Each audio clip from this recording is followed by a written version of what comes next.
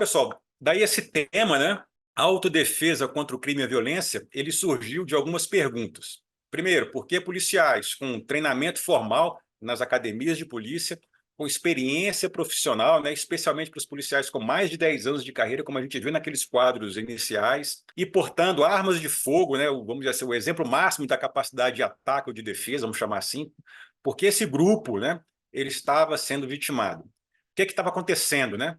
Por que eles não estavam sendo efetivos, apesar desse triângulo, né, do treinamento formal, da experiência profissional e do porte da arma de fogo. E, na verdade, pessoal, a gente pode trocar esse verbo aí que está no passado, o que estava acontecendo, né, para o presente, ou seja, o que está ocorrendo. Então, o que eu vou fazer aqui, né, é compartilhar com vocês respostas que podem salvar as nossas vidas, salvar as vidas dos nossos alunos policiais, caso que, obviamente, deve ter aqui algum instrutor de academia de polícia, né, e também dos civis que participam aí dos nossos treinos. Obviamente, alguém deve estar trabalhando na iniciativa privada e também, como eu já frisei, os nossos familiares, né, que normalmente são avessos, né, a esse tipo de conteúdo. Mas a gente tem que ter um esforço sobre-humano para poder lidar com essas adversidades. Então, pessoal, ocorre, né, que a autodefesa ela tem um inimigo, né?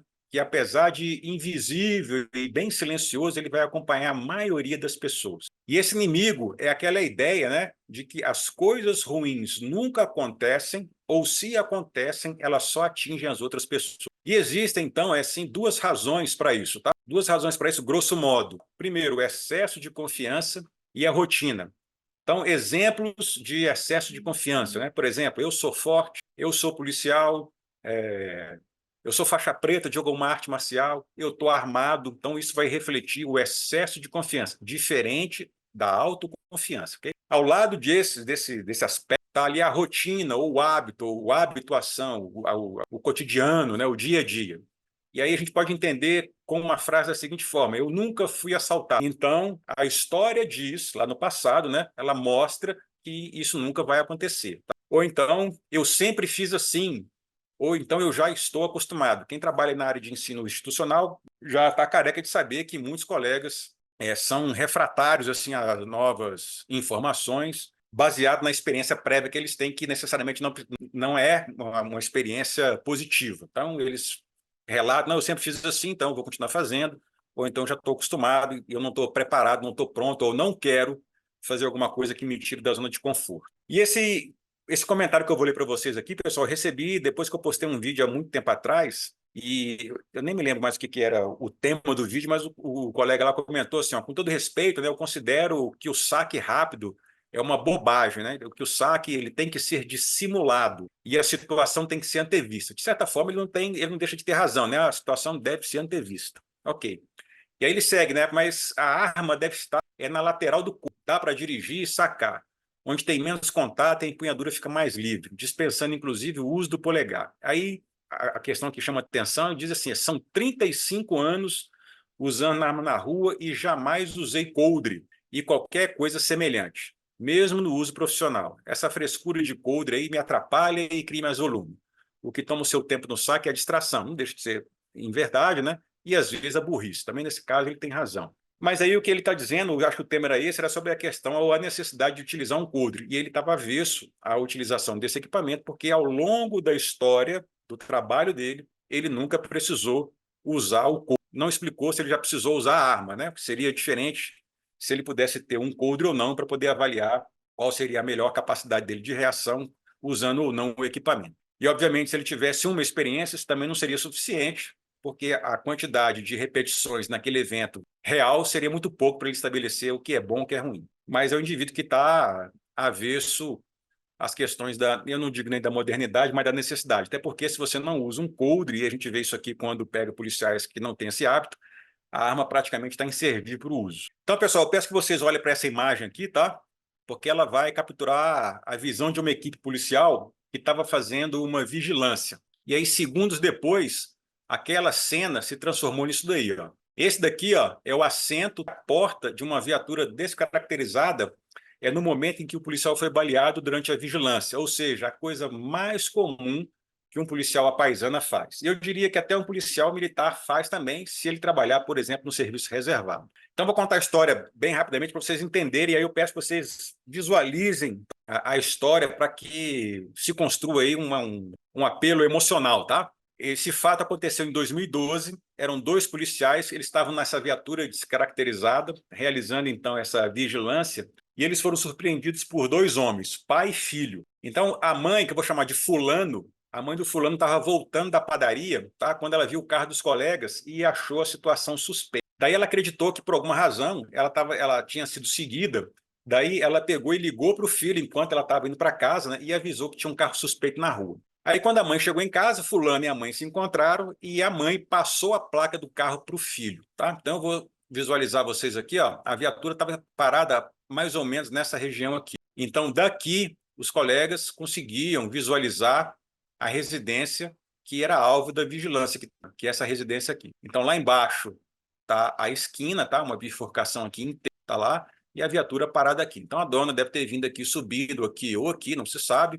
Ela viu, achou estranho, dobrou a esquina, ligou para o filho e entrou dentro de casa. Daí, o que o filho fez? O filho foi e ligou para a polícia militar e disse que a atendente disse que aquele carro, o carro não tinha registro, aquela placa que o fulano tinha informado para o 190 não tinha registro. E a atendente disse também que estava enviando uma viatura e pediu para o fulano ficar em casa até a polícia militar chegar. O ato falho foi ter avisado, sem querer, obviamente, né, que aquela placa não tinha registro. Só que o fulano acabou avisando o pai, que eu vou chamar de Beltrano, que era o alvo da operação. O Beltrano fez o quê? Ele pegou um revólver 5 tiros, que não tinha registro, e saiu de carro com o filho para poder abordar os colegas. Então ele saiu da garagem aqui e desceu aqui em alta velocidade, descendo a rua aqui, ó, para poder encontrar aqui com os colegas, tá? Então vamos lá, vamos só retornar aqui, ó, na tela, para vocês entenderem aqui. Aqui é a viatura, aqui é aquela rua que sobe, a rua da casa do alvo. É o carro do alvo, depois que ele sai de casa e para ao lado da viatura. Ficou claro aí, pessoal, a visualização? Ficou. Positivo. Okay. Quando um dos policiais que estava no carona percebeu o que estava acontecendo, ele comentou com o colega do lado alguma coisa assim, tipo assim, queimou. Né? Ele não chegou a usar esse termo, mas ele murmurou alguma coisa que deu a entender que o serviço tinha queimado. Quando o carro estava se aproximando em alta velocidade, esse colega que estava no carona falou assim: ô fulano, eu não estou armado hoje. Qual era a cena? Esse policial estava com uma bolsa, dentro da bolsa dele estava a arma. Fora da arma estava o carregador. E fora do carregador estava munição. Ou seja, de fato, esse indivíduo não estava armado, embora estivesse carregando uma arma. E ele foi para essa missão dessa forma e avisou o colega nesse instante que estava desarmado. O que aconteceu? O carro parou um do lado do outro e esse policial que estava desarmado falou: arranca fulano, arranca, arranca. E o colega ficava: calma, calma, o que está acontecendo? O que está acontecendo? O fulano, então, saiu do carro, tentou abrir as portas da viatura, tá? Mas elas estavam trancadas, então ele não conseguiu. O pai também saiu do carro, tá? Com a arma na mão, e aí o outro fala: bora, arranca, arranca. O motorista: calma, calma, o que é isso? O que é isso?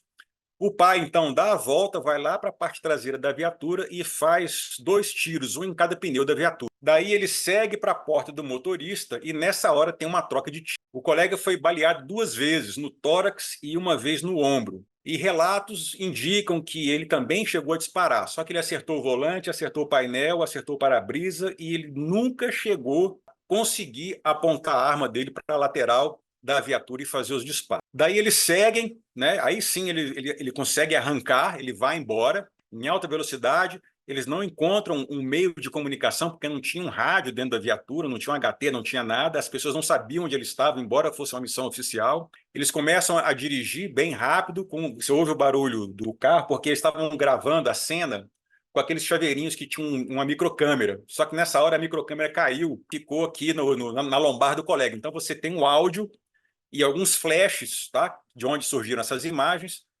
da ocorrência, mas você não tem a ocorrência global, tá? A imagem, só o áudio. São 12 ou 15 minutos, tá? de áudio aí desse evento. E ele começa a correr e pede para o colega: porra, liga para alguém, eu não acho a porra do meu telefone celular, e procura na bolsa, não acha o telefone celular, e procura, não acha. E aí o colega começa a sentir dor, começa a achar que vai morrer, chorar, eles param a viatura, eles trocam ali a direção e o colega não sabe dirigir um carro automático. Aí o policial baleado tem que ensinar o fulano a pisar no freio, colocar no D para poder arrancar, e aí ele leva um tempinho para poder entender o que ele tem que fazer e começa a correr quando o colega, então, que estava baleado, acha um telefone celular e liga para a unidade dele para avisar que foi baleado. Só que a unidade dele, ninguém entende o que está acontecendo, eu fui baleado, que eu vou morrer, foi baleado.